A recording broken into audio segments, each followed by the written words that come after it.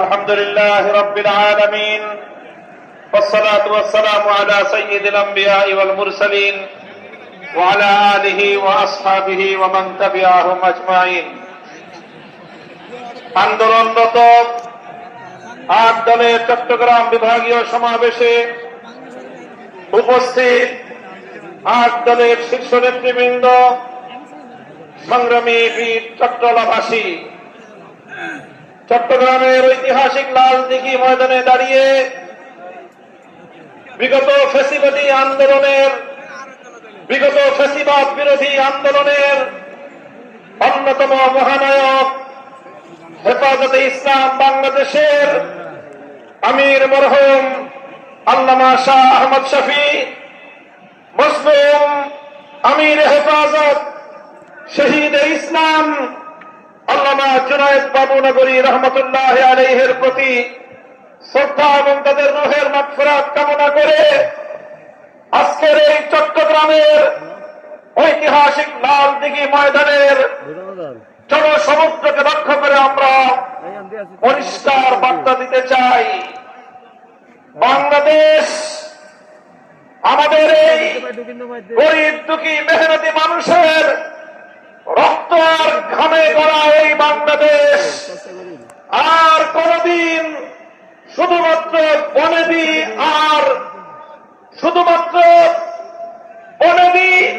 এবং বড়লোকদের বাংলাদেশে আর থাকবে না ইনশাআল্লাহ। বাংলাদেশ গরিব প্রজা সাধারণদের বাংলাদেশে পরিণত করবার জন্য যে আন্দোলন, যে সংগ্রাম শুরু হয়েছে, ইনশাআল্লাহ এই সংগ্রাম মঞ্জিল পর্যন্ত পৌঁছবে। আমরা পরিষ্কার ভাষায় বলেছি, বড় বড় রাজনৈতিক দলগুলোর পক্ষ থেকে অনেক অফার দেওয়া হয়েছে। ছোট ছোট রাজনৈতিক দলগুলোকে বিভিন্ন আসন সমঝোতার অফার দেওয়া হয়েছে। আমাদের পরিষ্কার বক্তব্য, শুধুমাত্র জমিদারদের অংশীদার সাধারণ মানুষের লভ্যাংশের ভিত্তিতে আর বাংলাদেশ চলবে না। আমরা বাংলাদেশে আমাদের অধিকার চাই, মালিকানা কায়েম করতে চাই। গরিব মেহনতি মানুষ, আমরা তোমাদেরকে ইসলামের বার্তা পৌঁছে দিতে চাই।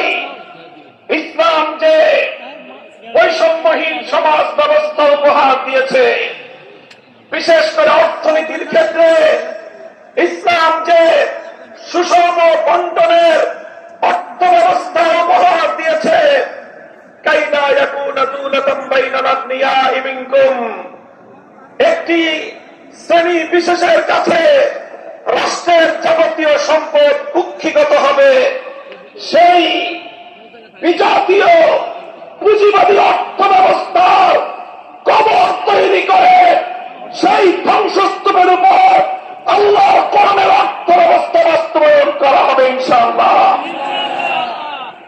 আমাদেরকে বিগত দিনগুলোতে শুধু উন্নয়নের গল্প শোনানো হয়েছে।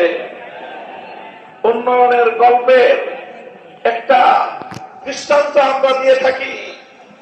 কেমন উন্নয়ন? বলে যে বাংলাদেশের আয় বেড়ে গেছে। কিভাবে আয় বাড়লো?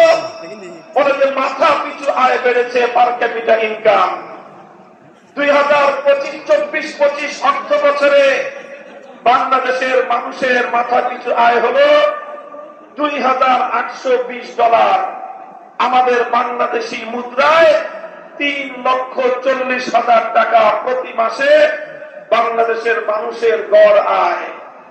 আমি এই বিশাল জনসমুদ্রকে জিজ্ঞাসা করতে চাই, আপনারা কয়জন প্রতি মাসে 3,40,000 টাকা আয় করেন? তাহলে কারা আয় করে 3,40,000 করে?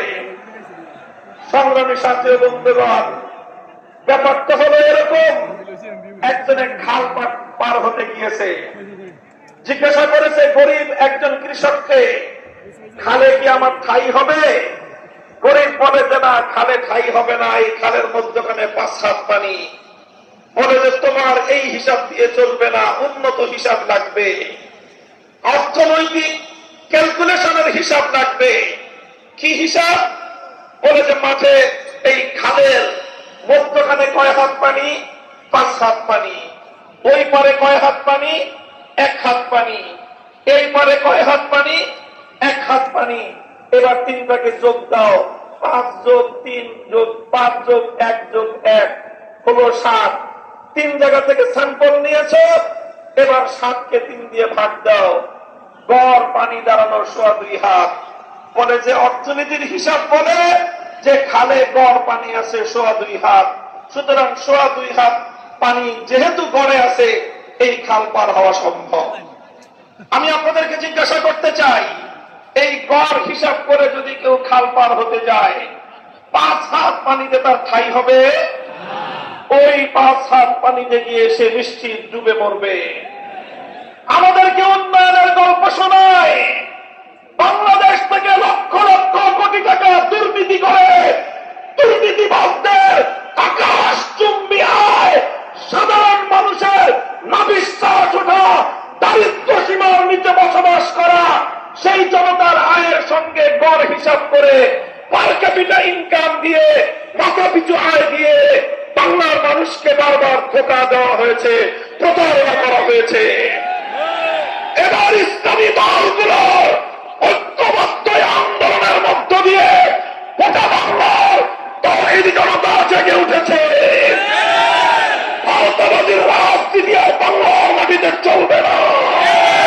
এবার বাংলার জমিন এদেশের সাধারণ মানুষের বিজয়ের মধ্য দিয়ে আল কোরআনের শাসন কায়েম হবে ইনশাআল্লাহ। কোরআনী অর্থ ব্যবস্থা, আল কোরআনের বিচার ব্যবস্থা, ইসলামের শাসন ব্যবস্থা, ইসলামী শিক্ষা ব্যবস্থা বাস্তবায়নের মধ্য দিয়েই সোনার বাংলাদেশ আমরা গড়ে তুলব ইনশাআল্লাহ। আপনারা ঐক্যবদ্ধ থাকবেন তো? আমরা বলি সোনার বাংলাদেশ দেখা শেষ, নতুন বাংলাদেশ দেখা শেষ, সবুজ বাংলাদেশ দেখা শেষ, ডিজিটাল বাংলাদেশেও দেখা শেষ। এবারের বাংলাদেশ দেখতে চাই ইসলামের বাংলাদেশ, বাংলাদেশ, খেলাফতের বাংলাদেশ।